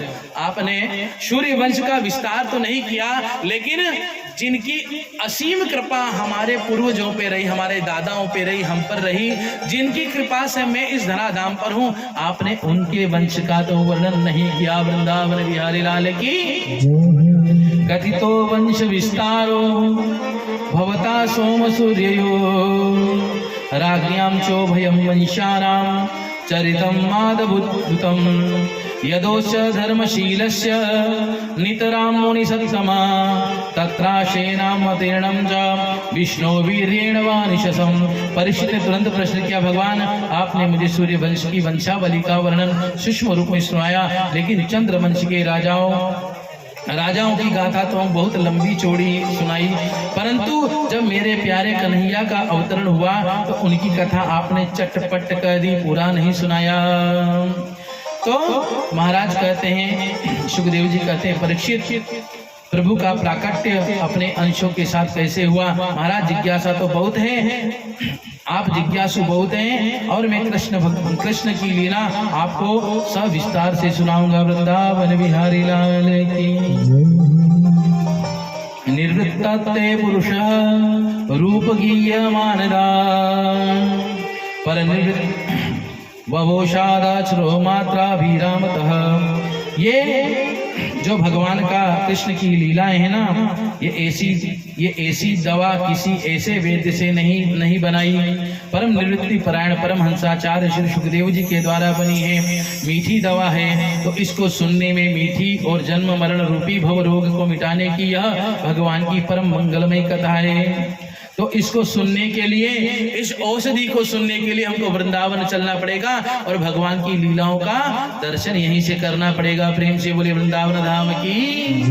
वृंदावन का सुंदर दर्शन करके मथुरा की ओर हम लोग प्रस्थान करते हैं। प्रसिद्ध करते भगवान केवल भव रोग को ही मीठी दवा मात्र है, मात्र इसलिए कृष्ण कथा नहीं सुना रहा है। मेरे पूर्वजों को मेरे प्रभु ने अपनी कृपामयी नौका में बैठाकर कौरव सैन्य सागर से पार कर लाए। कौरवों की सेना का इतना विशाल समुद्र था, जिसमें पितामह भीष्म द्रोणाचार्य जैसे बड़े बड़े मगरमच्छ थे, और उन कन्हैया की कृपा से सबका उद्धार कर दिया। ध्यान दें, प्रथम स्कंद में जब चर्चा कर रहे थे तो श्री सूत जी परीक्षित को जन्म की तो उन्होंने कहा कि गदा लेकर भगवान गए। परीक्षित कह रहे हैं कि भगवान सुदर्शन चक्र लेकर के आए, तो गदा लेकर के कैसे आए? संत समाधान करते हैं कि जब उन्होंने भगवान ने गर्भ में इस प्रकार से गदा को घुमाया कि वही गदा चक्र के रूप में दिख रहा था। वृंदावन बिहारी लाल की। त्यक्तोदमि बाध्यते पीबंतम तन्मुखाम्भोज अच्युतम हरि कथा। भगवान की परम मंगलमय कथा को सुनने से 3 कल्याण होते। वक्तारम प्रच्छकम श्री तृप्तस्तपाद सलिलम यथा। जो भगवान की मधुर कथा का गान करता है, भगवान के चरित्रों के बारे में जो प्रश्न करता है, और उस प्रश्न करता था एक पूछ रहा है, दूसरा बता रहा है, इन दोनों के संवाद को जितने लोग सुनते हैं उन सबका भी कल्याण भगवान की कृपा से होता है। वृंदावन बिहारी लाल की। अब भगवान वासुदेव का प्राकट्य वासुदेव के घर में बहुत जल्दी होने वाला है। वासुदेव गृहे साक्षात् भगवान पुरुष परः जानिष्यते तदि प्रियार्थं संभवन्तु सुरा स्त्रियः। परीक्षित ने कहा, महाराज किस प्रकार से वासुदेव के यहाँ भगवान कृष्ण का जन्म हुआ, जेल खाने में किस प्रकार से हुआ, और कैसे उनको जो है वहां से नंदगांव ले जाकर के स्थापित किया? तो सुखदेव जी कहते हैं, परीक्षित जब भगवान कृपा करते हैं ना, तो वो कहीं पर भी कृपा कर देते हैं। उसके लिए ना जेल है, ना महल है, ना घर है, ना घर के बाहर है। उनको तो कृपा करना होती है तो वो किसी भी रूप में कृपा कर देते हैं। वृंदावन बिहारी लाल की। इधर मथुरा का राजा है, मथुरा के राजा थे उग्रसेन। कंस उनको मार करके जेल में बंदी बना करके जेल में बंद कर देता है। इनकी एक बेटी रहती है देवकी। देवकी का विवाह वसुदेव के साथ करने का निर्णय होता है और कंस बड़े धूमधाम के साथ देवकी का विवाह वसुदेव के साथ संपन्न करते हैं। जब बड़े भक्ति भाव के साथ विवाह संपन्न करते हैं तो बड़े राज्य में जय जयकार होने लगती है। राज्य में बहुत ज्यादा जय जयकार होने लगती है इनकी कि कैसे कहने रही, अब ये बड़ा पापी था, अब ये धर्मात्मा हो गया है, अपनी बहन का विवाह कैसे धूमधाम से कर रहा है। तो कंस के मन में विचार आता है कि विवाह तो मैंने धूमधाम से किया तो इतनी ख्याति हुई, क्यों ना मैं इनको स्वयं ससुराल छोड़ करके आऊं। जैसे ही ससुराल छोड़कर रथ पर बैठते हैं और ससुराल की ओर लेकर के जाते हैं वासुदेव और देवकी को, वैसे आकाशवाणी होती है वृंदावन बिहारी लाल की, वैसे आकाशवाणी होती है कि इनके गर्भ से जो 8वीं संतान उत्पन्न होगी वह तुम्हारा काल बनेगी। वृंदावन बिहारी लाल की वही संतान तुम्हारा काल बनेगी, वही संतान तुम्हारा काल बनेगी।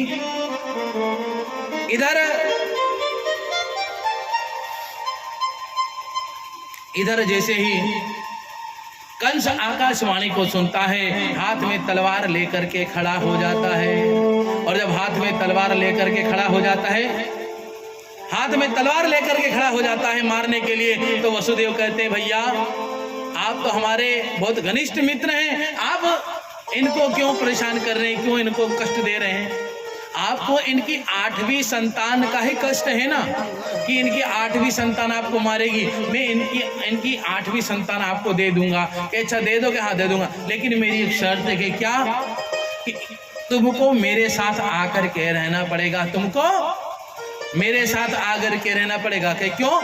कहीं नहीं, वहां नहीं रहना, तुमको तो हमारे पास ही आकर के रहना पड़ेगा। कहीं ठीक है, हम आपके पास ही रहेंगे। अब एक सुंदर कमरा दे देता है और अपने जिया जी और बहन को वहीं रख लेता है वृंदावन बिहारी लाल की।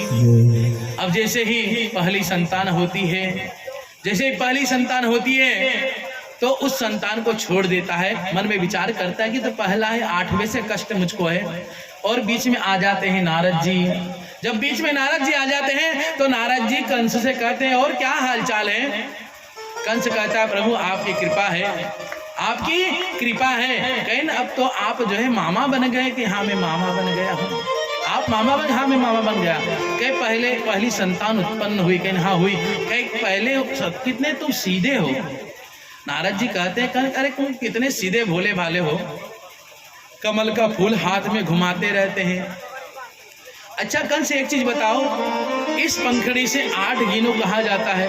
कहीं यहाँ 8 आता है कि अब यहाँ से 8 गिनो 8 कहाँ जाता है कि 8 यहाँ आता है? अरे 1 2 3 4 5 6 7 8 और 8 7 6 5 3 4 3 2 1। पहले से 8वां कि 8वें से पहला कौन सा होगा? अब कंस समझ जाता है वृंदावन बिहारी लाल की, कंस समझ जाता है और उनको उठा करके वध कर देता है वृंदावन बिहारी लाल की। इस प्रकार से बारी बारी 6 संतानों का वध जब हो जाता है तो 7वें रूप में बलराम जी का जन्म होता है। और बलराम जी को भगवान माया के द्वारा जो है नंद गांव में भेज करके प्रविष्ट करा देते हैं। उधर अब भगवान का अवतरण होने वाला होता है। अब आप लोगों की नींद टूट जाए, आप लोगों की नींद टूट जाए तब भगवान आए। आप लोग तो सो रहे। वृंदावन बिहारी लाल की भगवान का अवतरण होने वाला होता है। देवता लोग हाथ जोड़ करके तपस्या करते हैं। आजा आजा रे कन्हई तेरी याद आई, आजा आजा रे कन्हई तेरी याद आई, याद आई रे तेरी याद आई हो, याद आई रे तेरी याद आई हो, याद आई रे तेरी याद आई हो, याद आई रे तेरी याद आई, याद आजा रे, आजा आजा रे कन्हई तेरी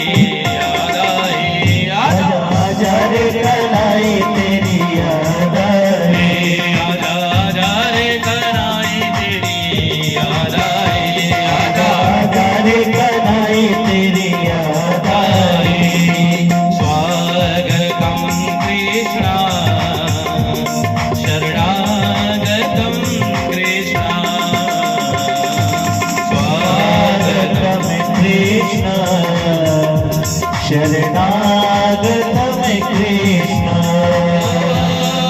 स्वागतं कृष्ण शरणागतं कृष्ण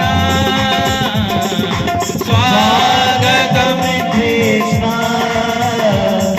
शरणागतम कृष्ण आजा आजा रे कनाई तेरी याद आए आजा आजा रे कनाई तेरी याद आए सत्यं व्रतं सत्यपरं त्रिसत्यं सत्यस्य योनि निहतं तथास्ति सत्यं व्रतं सत्यव्रतं त्रिसत्यं सत्यस्य योनि निहतं तथास्ति सत्यस्य सत्यव्रतसत्यनेत्रं सत्यात्मकं त्वां शरणं प्रपन्ना स्वागतं कृष्ण शरणागतम कृष्ण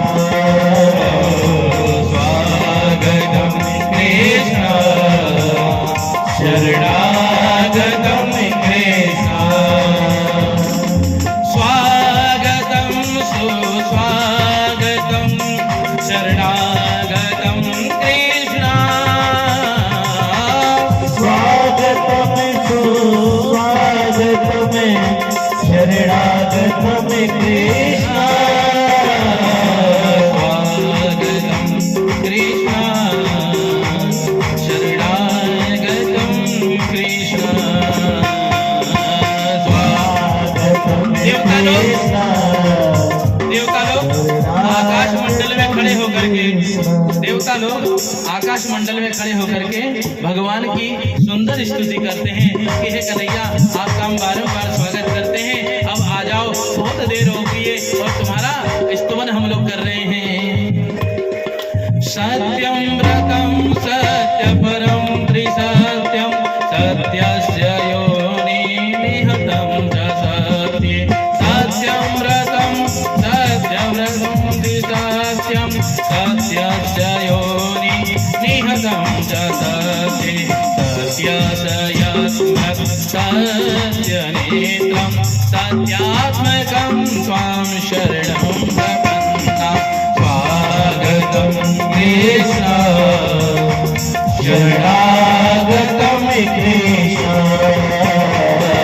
स्वागतं कृष्ण शरणागतम कृष्ण आजा आजा रे कनाई तेरी याद आए आजा आजा रे कनाई तेरी याद आए आजा आजा रे कनाई तेरी याद आए आजा आजा आजा रे कनाई तेरी याद आए सुंदर समय आ रहा है भगवान के जन्म का और रात्रि मध्याह्न की ओर बढ़ गई है। सब हर तरफ ठंडी ठंडी शीतल लहर बह रही है और सुंदर भादव का महीना है, अष्टमी की रात्रि है, कृष्ण पक्ष है और कृष्ण पक्ष में भगवान का जन्म हो रहा है। भगवान अभिष्ट प्रदान करने के लिए देवकी मैया के गर्भ से जन्म लेते हैं और विशाल काय रूप में आकर के खड़े हो जाते हैं। प्रेम से बोलिए वृंदावन बिहारी लाल की, श्री कृष्ण कन्हैया लाल की। जय हो।